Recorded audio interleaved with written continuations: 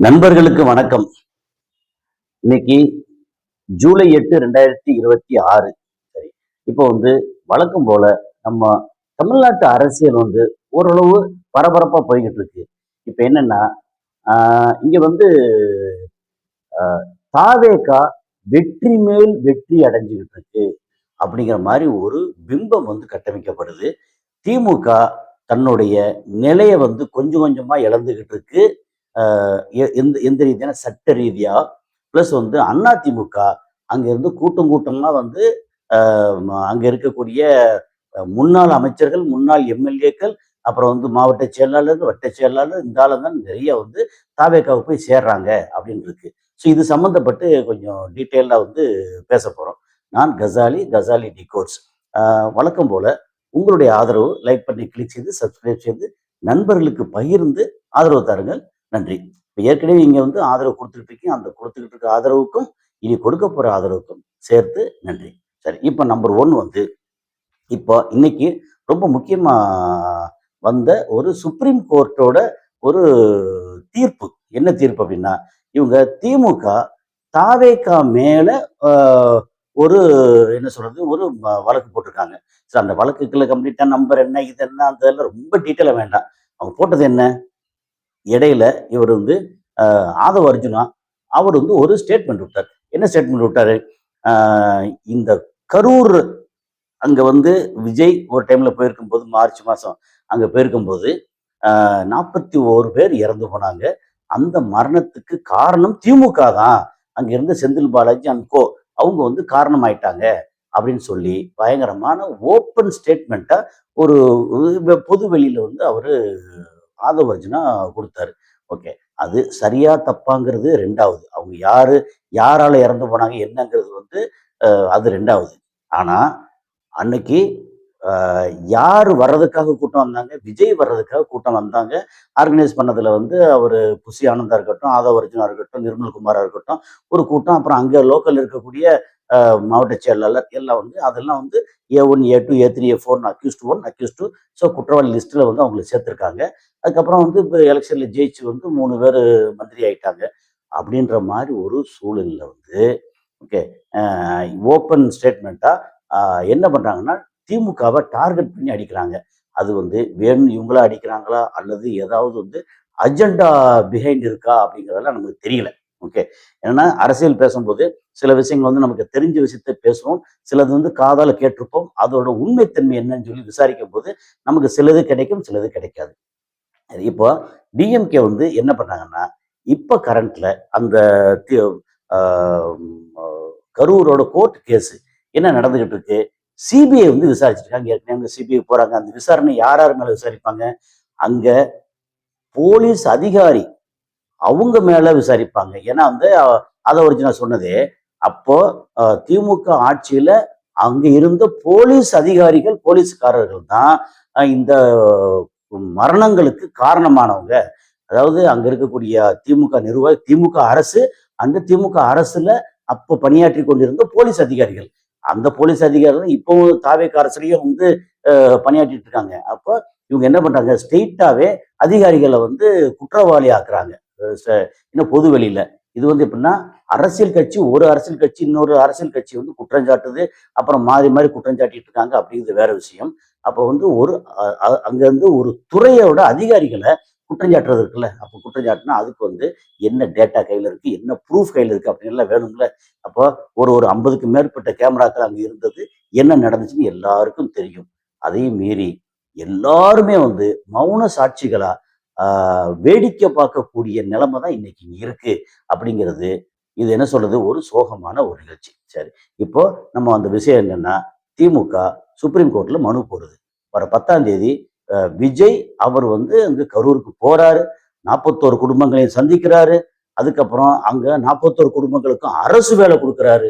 அதாவது இதுக்கு ஒண்ணு சொல்லுவாங்க, கடத்தேங்காய் எடுத்து வழிப்பிள்ளையாருக்கு உடைக்கிற மாதிரி.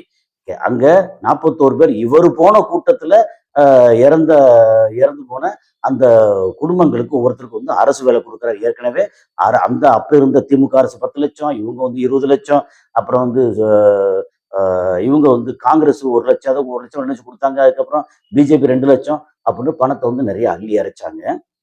அப்புறம் இப்போ வந்து அரசு வேலை கொடுக்குறாங்க அப்படின்னா, அப்ப அதுக்கு முன்னாடி வந்து இங்க 4 பேரு, அங்க 2 பேரு, கடைசியில சேலத்துல ஒருத்தர் அப்படின்னு எல்லாம் இறந்து போனாங்க இல்லையா? அப்ப அவங்களுக்கு வந்து எதுவும் பண்ண போறாங்களா? இல்ல இது வந்து பிரச்சனை இருக்கிறனால இவங்களுக்கு மட்டும் பண்றாங்களா? அப்படிங்கிற ஒரு விஷயம் இருக்கு. சரி. இப்போ இந்த 41 பேரு வந்து இவங்க போயி தனித்தனியா மீட் பண்ணும்போது, இந்த சாட்சிய கலைச்சுருவாங்கன்னு ஒரு விஷயம் இருக்குல்ல. ஏன்னா இப்போ இப்போ செந்தில் பாலாஜிய வந்து உள்ள புடிச்சு போட்டது என்ன? அப்ப வந்து இந்த மாரி வேலை வாங்கி தரேன்னு காசு வாங்குனாங்க. அப்ப வந்து சாட்சிய வந்து மிரட்டி கலைச்சிருவாங்கன்னு சொல்லி தானே வந்து ஒரு வருஷம் உள்ள போட்டாங்க. இப்ப இந்த இடத்துல வந்து அ எஃப்ஐஆர்ல அக்யூஸ்ட்ன்ற பேர்ல விஜய் இல்ல. ஓகே. அவர் வந்து போறாரு. அப்ப அங்க வந்து கூட வந்து அக்கம்பெனி பண்றது யாரு? பொதுச் செயலாளர், அதுக்கப்புறம் இந்த அம ம அமைச்சர் வந்து ஆதவ அர்ஜுனா, இவங்க எல்லாம் வந்து போறாங்கல்ல. இப்ப இவங்க வந்து குற்றவாளி லிஸ்ட்ல இருக்காங்கல்ல, அந்த எஃப்ஐஆர்ல இருக்காங்கல்ல. அப்ப இவங்க எப்படி போகலாம்? அப்படின்னு ஒரு ஒரு சாரர் கேட்கறாங்க. இது எப்படின்னா, இப்ப நம்ம வந்து இந்த தீர்ப்ப வந்து விமர்சிக்கிறது, இது பண்றது அது இல்ல. ஆனா தீர்ப்பு என்ன இருக்குங்கிற விஷயத்த வந்து பொதுமக்களுக்கு வெளியில சொல்லணும் அப்படிங்கிறதுதான். இந்த தீர்ப்பு சரியா தப்பான்னு நம்ம விவாதம் பண்ணிலாம் பண்றதில்ல. ஆனா இந்த தீர்ப்பு வந்திருக்கு. இந்த தீர்ப்போட பின்னணி என்ன? அப்படிங்கிறது தான். சரி இந்த தீர்ப்பு வந்ததுனால இப்ப என்ன? இது வந்து அவங்க சாட்சிய கலைச்சுருவாங்க. அப்போ முதலமைச்சர் வந்து அங்க போறத தடுக்கணும் அப்படின்னு சொல்லி இவங்க அ மனு போட்டிருக்காங்க சுப்ரீம் கோர்ட்ல. இது வந்து மெயின்ஸ்ட்ரீம் மீடியால எல்லாத்துலயும் நீங்க தெரிஞ்சிருக்கும். அதையும் தாண்டி இப்போ வந்து அங்க சுப்ரீம் கோர்ட்ல இருந்து அவர் கே. விஸ்வநாதன் அப்படின்ற ஜட்ஜ் வந்து அவர் வந்து ஒரு ஜட்ஜ்மெண்ட் குடுத்துருக்கிறாரு. என்ன குடுத்துருக்காருன்னா, இதெல்லாம் ஏத்துக்கவே முடியாது. உங்க பெட்டிஷன் வந்து நீங்க திருப்பி வாங்கிக்கங்க. திருப்பி பெற்றுக்கங்க. அவ்வளவுதான். இது இது இப்போ வந்து நீங்க தாவேகா இப்ப இருக்கிற முதலமைச்சர் கரூருக்கு போகக்கூடாதுன்னு சொல்லி இத வந்து அ சுப்ரீம் கோர்ட் சொல்ல முடியாது. கோர்ட் சொல்ல முடியாது அப்படின்னு சொல்லியிருக்காங்க. சரி கோர்ட் சொல்ல முடியாதுன்னா, அப்ப நெறைய விஷயங்கள் வந்து என் கோர்ட் தலையிடுது. அதுல வந்து அரசியல் இருக்கு அப்படிங்கிறத தலையிடுது.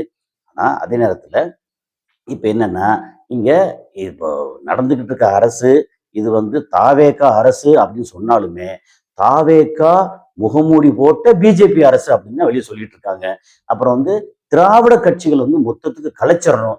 எடுத்த உடனே இங்க வந்து அ அதிமுகவோட பிஜேபி கூட்டணி போட்டாலுமே, அதிமுகவையும், திமுகவையும் ஒரு சேர வந்து கீழ இறக்கிரணும். அதுக்கப்புறம் வந்து அப்புறமா இவன் நம்ம விஜய பார்த்துக்கிறலாம், தாவேகா பார்த்துக்கிறலாம்.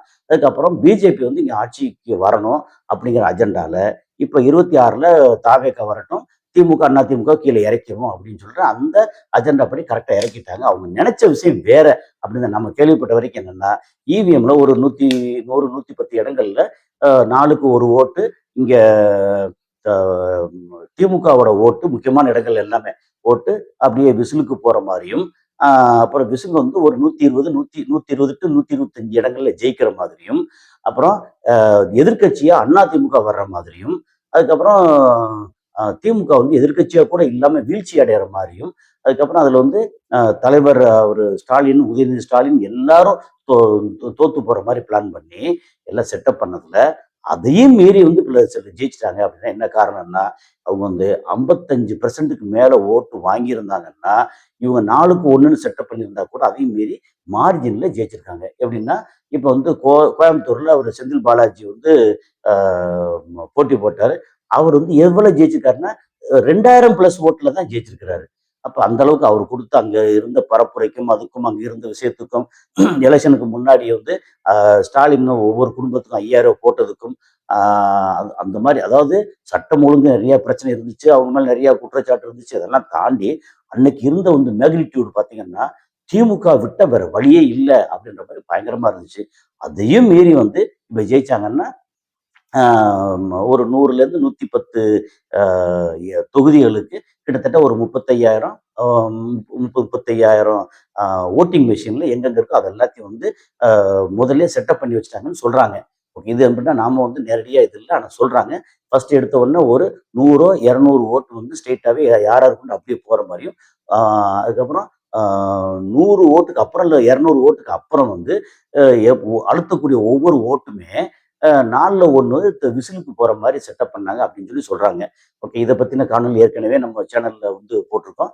குறைஞ்சபட்சம் வந்து ஒரு குளத்தூர் தொகுதியிலாவது அல்லது வந்து பிடிஆர் அ போட்டி போட்ட மதுரை மத்தியா அந்த தொகுதியிலாவது இருக்கிற ஒரு 50 மெஷினையாவது எடுத்து அங்க வெளியில அங்க அங்க மெஷின்ல இருந்த ஓட்டு, எலக்ட்ரானிக்ல இருக்கக்கூடிய டிஜிட்டல் ஓட்டுக்கும், அப்புறம் வந்து பிரிண்ட் ஆகி விழுந்த பேலட் பேப்பருக்கும் ஒற்றுமை என்ன இருக்கு? ஏதாவது வித்தியாசம் இருக்கான்னு சொல்லி செக் பண்றதுக்கு எல்லாம் பண்ண சொன்னோம். அது வந்து எப்படின்னா திமுக அப்படியே அப்படியே எல்லாம் ஏத்துக்கிட்டு எஸ்ஐஆர் ரைட் ஓகே எஸ்ஐஆர். அதுக்கப்புறம் தோத்தாச்சு. சரி ஓகே தோத்தாச்சு. அப்படின்னு எல்லாம் வந்து அப்படி கப் சிப்ன்னு அமைதியா இருக்கிறதுக்கு பின்னாடி, அவங்க அடிச்சிருக்க கொள்ளையும், அப்புறம் இடி வச்சு அங்க மத்திய அரசு இவங்க மேல வந்து இவங்கள மிரட்டி இருக்கதும் காரணம் அப்படின்னு சொல்லி சொல்றாங்க. ஏன்னா திமுக வந்து அப்படி ஒண்ணும் ரொம்ப யோக்கியமான கட்சிலாம் இல்ல. பயங்கரமான கொள்ளை, சட்டம் ஒழுங்கு பிரச்சனை ஒரு பக்கம் இருக்கட்டும். ஆனா அடிச்சிருக்க கொள்ளை கொஞ்சம் நெஞ்சம் இல்ல. அப்படின்ற மாரி நிறைய விஷயங்கள்ல கொள்ளை அடிச்சிருக்காங்க. அந்த கொள்ளைய பூரா வந்து எ எடுத்து வச்சுக்கிட்டு அவங்கள மிரட்டியிருக்காங்க அப்படின்னு சொல்லி சொல்றாங்க. இப்ப எல்லாமே எந்த கட்சியா இருந்தாலும் யோக்கியமான கட்சி இல்ல. எ எ எப்படி பார்த்தாலும் இங்க தேடி வந்து விருகம்பாக்கத்துல பார்த்தீங்கன்னா, பிரபாகர் ராஜா அ ம ஒவ்வொரு வீட்டுக்கும் லிஸ்ட் போட்டு வந்து காசு குடுத்தாங்க. அத நானே வந்து பார்த்தேன். அப்படிங்கும்போது, அ அது வந்து என்ன சொன்னா, ஒரு ஓட்டுக்கு ரூ. 1000 மணிக்கு வீடு வீடா தேடி வந்து குடுத்தாங்க. ஸோ அப்படிங்கும்போது எல்லாருமே யோக்கியம் இல்ல. அப்படிங்கும்போது மக்கள் வந்து சரி காசு கிடைக்குத வாங்குறோம், வாங்கிட்டு மாத்தி குடுத்துறோம். அப்புறம் இவிஎம் வேற கையில இருக்கு அப்படின்னு பண்ணிட்டாங்க வச்சுக்கங்க. அப்புறம் அந்த நீதிபதி என்ன சொல்லியிருக்கிறாரு, இத நீங்க வந்து இப்போ முதலமைச்சர் அங்க போகக்கூடாது, சாட்சிய கலைச்சுருவாங்க அப்படின்னு சொன்னீங்கன்னா, அது என்ன மாரி இருக்குன்னா, அது ஃப்ரீடம் ஆஃப் ஸ்பீச். அப்போ நாங்க வந்து இங்க கோர்ட்ல இருந்து அது உத்தரவு போட முடியாது. நீங்க வந்து இந்த கோர்ட் ரூம வந்து நீங்க ஒரு அரசியல் விவாதத்துக்கான இடமா ஆக்கிறாதீங்க. இது கோர்ட்டா இருக்கட்டும் அப்படின்னு சொல்லி, நீங்க வந்து ஒருவேள அதுக்கு இந்த மாரி பெட்டிஷன் போடுறதுக்கு பதிலா, அவங்க எவ்வளோ வந்து சொல்றாங்களோ, அதுக்கு அதிகமா அத விட அதிகமா நீங்க பேசுங்க. உங்க கட்சி பேசட்டும். அப்படின்னு சொல்லி ஐடியா குடுத்துருக்காரு. பயங்கரமான ஐடியா குடுத்தாரு. அவங்க 2 வார்த்தை பேசுனா, நீங்க 4 வார்த்தை பேசுங்க. அவங்க வந்து ஏதாவது கெட்ட வார்த்தை பேசினா, நீங்க 4 கெட்ட வார்த்தை பேச சொன்ன மாரி கிட்டத்தட்ட அப்படி சொன்னான்னு தெரியாது. ஆனா அத விட அதிகமா பேசி மக்கள் மத்தியில பரப்புரை பண்ணுங்க. அப்படின்னு சொல்லி சொல்றாரு. இப்படி பரப்புரை என்னத்த பண்ணாலுமே இவிஎம் கையில இருக்கிற வரைக்கும் இவங்க வந்து என்ன செய்ய முடியும்? அதான் வந்து கப்சிப்புன்னு இருக்காங்கல்ல திமுக இருக்கட்டும். அந்த மாரி ஒரு சூழல்ல அப்படி சொல்லியிருக்கிறாரு. அதுக்கப்புறம் இந்த மாரி குடுத்தோம்னா, இது injection to freedom of speech, free speech அப்படின்னு சொல்லி அத சொல்லியிருக்காங்க. ஓகே. இப்போ இத தாண்டி வந்து தாவேகா ஜெயிச்சிருச்சா இல்லையா? அப்படின்னா, தாவேகா இந்த விஷயத்துல வெற்றி அடைஞ்சிருக்கு. கரூர் விஷயத்த வந்து மூடி மறைச்சு ஏதாவது பண்ணுவாங்க. ஆனாலும் முழுசா வந்து ஒன்றிய அரசு பண்ண விட மாட்டாங்கன்னு சொல்றாங்க. தாவேகாவோட தலையில வந்து எப்ப பார்த்தாலும் கத்தி வந்து தொங்கிட்டு நிக்கும். சிபிஐ வழக்க வந்து அவ்வளவு ஈஸியா முடிக்க மாட்டாங்க. அவரு போய் பேசட்டும். என்னன்னா, பேச விட்டு இப்ப இந்த மாரி நம்ம ஜெயிச்சிட்டோம்டா மாறா அப்படின்னு சொல்லிட்டு போய் அங்க ஆதவ அர்ஜுனா இருக்கட்டும், அல்லது நிர்மல் குமாரா இருக்கட்டும், விஜயா இருக்கட்டுமே, அல்லது புஷி ஆனந்த் யாருமே பேசட்டும். அப்புறம் பேச பேச அது பூரா வந்து ரெக்கார்ட் ஆயிருமா? அந்த ரெக்கார்ட கையில வச்சுக்கிட்டு, நீங்க பண்ணது தப்பு அப்படின்னு என்னைக்கு வந்து தாவேகா திசை மாறி போகுதோ, அ பிஜேபிக்கு எதிரா போக ஆரம்பிக்குதோ, அன்னைக்கு வந்து கபால்னு புடிச்சு போட்டு உள்ள உள்ள புடிச்சு போடுவாய்ங்க. அதே மாதிரி எப்படி பார்த்தாலும் ஆதவ அர்ஜுனா, அவர் வந்து சொத்த காப்பாத்துறதுக்கு, அதுக்கு நிறைய விஷயங்களுக்கு அதிகாரங்கள் ரொம்ப முக்கியம். அதெல்லாம் கொண்டு வந்தார்ல. அதுக்கு தேவைக்கெல்லாம் பண்றாரு இல்லையா? நாளைக்கு அதுவே வந்து அவருக்கு எதிரா கூட மாறலாம். அப்போ விஜயோட பதவி என்னன்னா, இன்னும் சில மாதங்கள்ல பதவி போறதுக்கான வாய்ப்பு இருக்குன்றாங்க. காரணம், ஆ திமுக பிஜேபிய நெருங்குது அப்படின்னு வேற சொல்றாங்க. அதாவது என்னென்னவோ பேச்சு நடந்துகிட்டு இருக்கு. திமுக ஒண்ணும் சாதாரண கட்சி இல்ல. நாங்க வந்து ரொம்ப கொள்கை அப்படிங்கிறது கொள்கைக்காக நிறைய விஷயங்கள் பண்ணியிருக்காங்க. அதையும் தாண்டி கொள்கை மட்டும் தான் வேணும் அப்படின்னு இறுக்கி பிடிச்செல்லாம் அந்த கட்சி இல்ல. அவங்க பிஜேபியோட சேர்ந்து தாவேகா வந்து அடியோட வந்து குளோஸ் பண்றதுக்கான வாய்ப்பும் இருக்கு அப்படின்றாங்க. இன்னும் சில மாதங்கள்ல விஜயோட பதவி காலி அப்படின்னு சொல்லி சொல்லிட்டு இருக்காங்க. இதுக்கு வந்து அதிமுகவும் உடந்தை. ஏன்னா அதிமுகவும் இத வந்து இறுக்கி தாவேகா வந்து கொஞ்சம் கண்ட்ரோல் பண்ணாதான் அதிமுகவுக்கு எதிர்காலம். ஆனா இத வந்து திராவிட கட்சிகளே முதல்ல ஒழிக்கணும்னு நினைச்சுக்கிட்டு இருக்க பிஜேபி இத வந்து அனுமதிப்பாங்களா? அல்லது இப்ப தாவேகா வந்து சரியில்லையே, நமக்கு அ திராவிட கட்சிகள் இருக்கட்டும், நமக்கு அடிமையான திராவிட கட்சி இருந்தா போதும் அப்படின்னு நினைக்க போறாங்களா அப்படின்னு தெரியல. எது எப்படி இருந்தாலும் இன்னைக்கு கோர்ட்டு அ விஷயத்துல திமுக மண்ண கவ்வியிருக்கு. தாவேகா வெற்றி அடைஞ்சிருக்கு. ஓகே. இத வந்து அதிமுக வேடிக்கை பார்க்குது.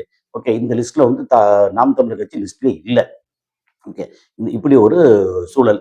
இப்போ வெகு விரைவில் விஜய்க்கு. ஏன்னா இப்போ வந்து ஃப்ரீயா விட்டோம்னா தான் நாங்க யாரு தெரியுமா அப்படின்னு பேச ஆரம்பிச்சாங்கன்னா, கன்னாபின்னான்னு பேசுவாங்க. அப்ப அந்த விஷயமே அதுக்கப்புறம் வந்து திரும்ப இந்த மாரி பேசிக்கிட்டு இருக்காங்க, இப்படிலாம் பண்றாங்க அப்படின்னு சொல்லி திரும்பவும் வந்து திமுக கோர்ட்ல போட்டா, அன்னைக்கு திரும்ப திரும்ப கோர்ட் வந்து நிராகரிக்கிறதுக்கு வாய்ப்பு இல்ல. அதனால அந்த ஒரு இப்போ 10ஆம் தேதி போயி அங்க பேசக்கூடிய விஷயமே விஜய்க்கு வந்து எதிரா மாறி, அவரோட பதவிக்கு வந்து உலை வைக்கக்கூடிய அளவுக்கு ஆகும் அப்படின்னு சொல்லி ஒரு பேச்சு இருக்கு. ஸோ என்ன நடக்குதுன்னு அடுத்து பார்ப்போம். இந்த கோர்ட் வெர்டிக்ட் வந்து ஃப்ரீடம் ஆஃப் ஸ்பீச் அப்படின்ற ஒரு போர்வையில தாவேகாவுக்கு கொடுக்கப்பட்ட ஒரு சலுகை. இந்த சலுகை அவங்க வந்து எந்த அளவுக்கு பயன்படுத்துறாங்க அப்படிங்கிறது தான் நமக்கு வந்து அடுத்து இப்போ பார்க்க வேண்டியிருக்கு. அவங்க வந்து ரொம்ப கேர்ஃபுல்லா பயன்படுத்த போறாங்களா? இல்ல அலட்சியமா, தாந்தோண்டித்தனமா பயன்படுத்த போறாங்களா? அப்படின்னு சொல்லி அடுத்தடுத்து நம்ம வந்து பார்க்கணும். அடுத்த காணொளியில சந்திப்போம். நன்றி.